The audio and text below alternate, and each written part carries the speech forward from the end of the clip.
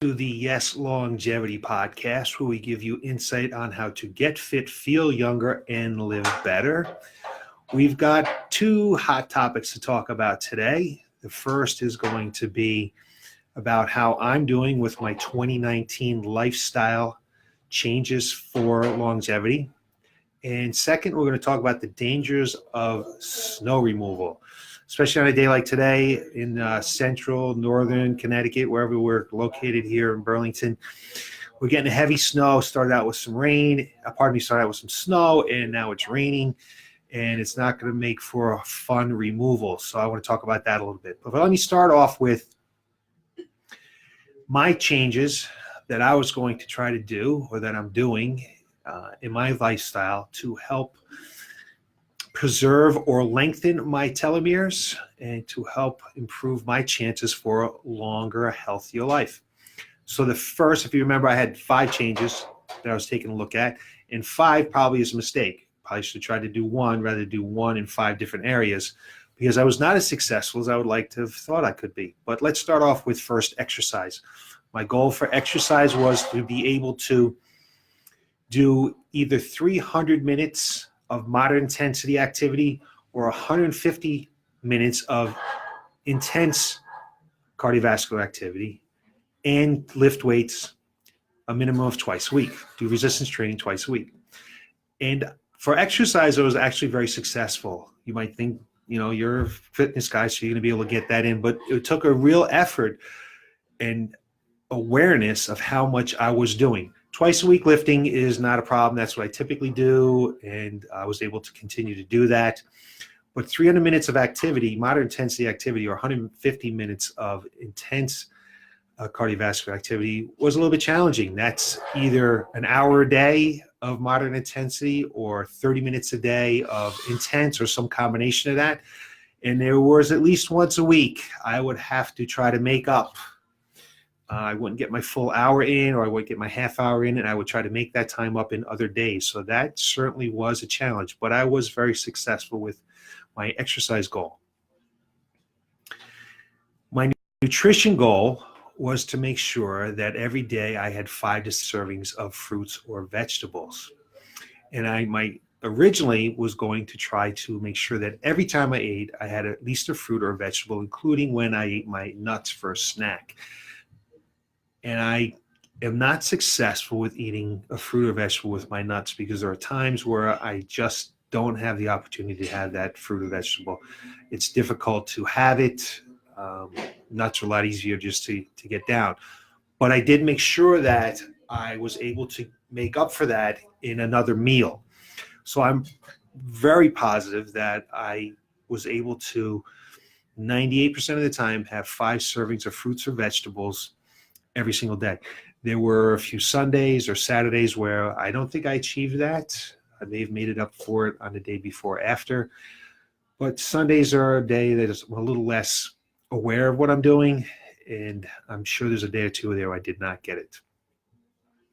My third goal was related to stress and how I dealt with stress, because I hold stress internally and I let it linger and weigh on me. And I believe that through some techniques of awareness and mindfulness, I did a much better job with that through the first month or so of 2019. I was not as successful. Again, when you have 2 goals, your results, when you have 2 changes, your results diminish.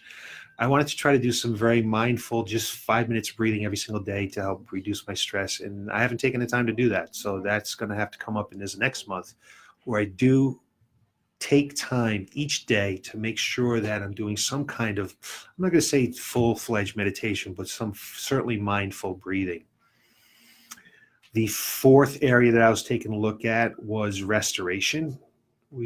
Studies show that for telomere length, you need to get 7 to 9 hours of sleep. And I have adjusted my sleep schedule to make sure that I get, or attempt to get, 7 to 9 hours. First thing that I did was, I didn't try to make very huge changes. I tried to make sure that I got to bed 15 minutes earlier and then a half an hour earlier, because to try to go to bed a full hour earlier is difficult. And I wanted to make sure that I had the opportunity to get at least 7.5 hours per night. That seems to be my sweet spot. If I do have the opportunity to sleep longer, no alarm, after about 7.5 hours, I do wake up. So I was just on a business trip to California, and that always plays with my sleep schedule. I did not stay up later. I made sure I got into bed to keep my circadian rhythm going. So I went to bed a little bit earlier than the rest of the group, the rest of the people in the mastermind. But I did make sure that I got 7.5 hours of sleep, though. The one night where it was a challenge was I took the red eye home. I probably didn't get 7 hours of sleep on that red eye. I did get a little bit of napping in the afternoon. I'm not a great napper. But that was one day where I believe I did not get the 7 hours of sleep that I was looking for. And finally, my last area was relationships. My goal was to contact each of my children every day during this first 30 days or so. My sons live at home, so that's not a challenge. But my daughters do not live at home, and I was very unsuccessful with that. Not really quite sure what to do or say every single day in a text or a call or something like that. I did speak to them more often than I normally do, but not quite where I think I need to be. So as you can see, I'm human. I tried to make some changes. I think I tried to make too many changes at one time. I'm going to stick with the same goals that I had in this first month of the year, January, and see if I can improve on some of the areas that I did not do well on and be able to maintain those areas that I was able to do well on. So I did well with my exercise, and I anticipate being able to continue with that. I did well with my nutrition. I think I only missed my nutrition a couple of days, a couple of Sundays, so maybe I'll try to pick up my awareness on those days. The stress, I want to try to take 5 minutes a day just to do some breathing. I think I'm really much more aware of how I handle stress. Restoration is always a work in progress because I need to shift my bedtime to go a little bit earlier. My requirements at work are going to require me to get into work a little bit earlier now. So I'm going to have to continue to work on that. I'm not a great sleeper. I am a very light sleeper, so I need to work on my restoration a little bit more. And relationships, forget it. That was a complete wash. Didn't do well on that at all, so I need to try to pick up on that. So I'll take a look at this for this month, and I will review again with you in March to see how well I do with that and if I've been able to improve on my changes or not. So let's turn to the weather. Let's turn to snow removal. There are 11,000 injuries each year are associated with snow removal. 11,000 people get hurt in some way, whether it's a bad back, they break bones, they hit their head and have a head injury, or actually heart attack or death. That's how serious snow removal can be. Now, I personally love to shovel snow. Not quite sure why. I'm not sure if it's because of just the exertion and it's like exercise, moving and working hard, or it's just the solitude of being outside when it's quiet and just the snowflakes falling from the sky. Maybe that's part of it. Certainly the cold air, just this clean, cold air. It's just nice to be outside, especially in the wintertime when we're stuck inside so often, that to be able to go out and spend some time outdoors. But I personally love to shovel snow. And since I have a fair weather snowblower that only likes to work when it's warm out, I end up shoveling often. And I do have two strong sons and a wife who's very good at jumping in and helping out. So she will come out and help and shovel as well. But I do enjoy it. But there are some really inherent dangers to shoveling snow. First, we need to understand that shoveling snow is a very advanced movement for the body. It's very advanced. We're bending over, which is not good for the back flexion. We're twisting in a bent over position. That's not good for the back as well. It's always on slippery surfaces. We'll grab some snow, more snow than we need to, and we'll try to throw it really fast. So it's a very explosive, jerky movement. So that all leads to injuries. And so snow shoveling is a multiplanar activity. So what I mean by that is if we divide the body up into 3 planes, as we do in exercise, there's a sagittal plane, so we cut the body down in the middle, so any movement in that plane, forward and back like that, is the sagittal plane. Then we have the frontal plane, we cut the body in this direction. Movement in this way, that way is in the frontal plane. And then we have the transverse planes, or rotation. So to properly prepare for snow removal, we need to be able to have good movement and good strength in each of those planes. So in your exercise program, you would want to make sure that you have exercises that address strength, mobility, and stability. Mobility is to be able to move correctly, and the stability to be able to move correctly and maintain that mobility. And then you want to be able to put all that together to become multiplanar, meaning we're moving in more plane than one. So it's a very advanced activity. And when you're not training correctly for that, that's how people get hurt. And if you're just training on machines and getting stronger, that's not teaching the body to be able to transfer energy through your legs, from your legs through your core into your upper body. So not all exercise is great for snow shoveling. Specific exercise and exercises in a normal, well-created program will help reduce the risk of injury in snow shoveling. So let me just give you an example. We use a tool here a lot. It's called the Ultimate Sandbag. It's a sandbag, and it's not just just another implement to make it heavy, to make it harder. We use a sandbag, and we actually do a motion. I'd like to be able to show it to you, but I really can't in this situation, which is called shoveling, which teaches the body how to transfer that weight from the side of the body to the front of the body, and how to move the hips correctly internally, and to move the body correctly. So an issue that a lot of people might have is hip internal rotation. So what is hip internal rotation? But people probably don't even know what that is. But hip internal rotation is very important when we're doing some type of rotary movement, whether we're shoveling snow, hitting a baseball, hitting a golf ball, anything like that, or even going to pick up groceries or pick up something off the ground. That internal rotation is very important. So you want to make sure that the hips move correctly.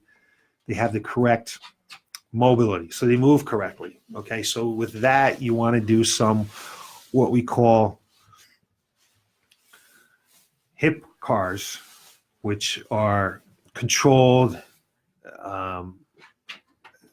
angular rotation. So you don't have to worry about what that means, but it's just when the body is moving correctly, moving the joint correctly. So we do some of that in every single warm-up, what we call just moving that joint through a full range of motion without pain. And that's the best way to train that hip to move correctly. So we're going to train it to move correctly with some mobility. Now we're going to do some stability work to make sure that we can maintain the body in the correct position to be able to have that movement. And then we're going to be able to train for strength correctly. So you want to be able to do that and have the correct hip internal rotation to be able to shovel snow correctly. It's going to help cut down on the injuries while you're shoveling snow. It's just one of the areas that need to be taken care of. The second area is that your form does matter. So we always hear lift with your legs, don't lift with your upper body. So when we go to shovel snow, we have that forward motion, the rounding of the back. We got to make sure the back is nice and straight. You want to make sure that the knees are moving or bending more than the hips or the low back. Okay, those knees need to move more than that. You want to think about maybe not taking the biggest possible shovel possible every single time you go to shovel the snow. You maybe want to take a half a shovel.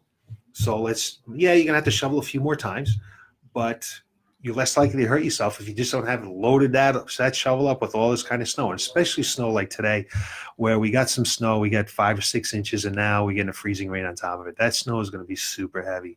So you got to be real careful. Another key to it might be to get out there a few times. Don't just go out and shovel once. Get out there every few inches and get it off there. Make it easier, make it lighter for you to be able to move. That is less. Less is better in this case. To move a little bit more is good, but to be able to shovel less is a little bit better.